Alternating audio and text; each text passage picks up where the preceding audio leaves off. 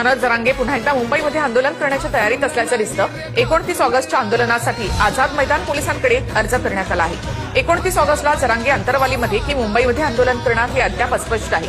तर सीजेपीचं आंदोलन बघून जरांगेंना अतिउत्साह आलाय अशी टीका फुकेने केली।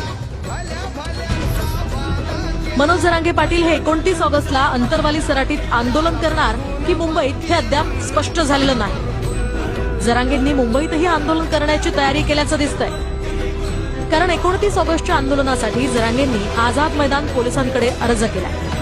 सूत्रांनी दिलेल्या माहितीनुसार जरांगेंची मुंबईमध्येच आंदोलन करण्याची तयारी सुरू आहे। जरांगेंनी अद्याप अंतरवाली सराटीतल्या आंदोलनासाठी परवानगी मागितलेली नाही, मात्र त्यांनी मुंबईतल्या आझाद मैदान पोलिसांकडे आंदोलनाच्या परवानगीसाठी अर्ज केला।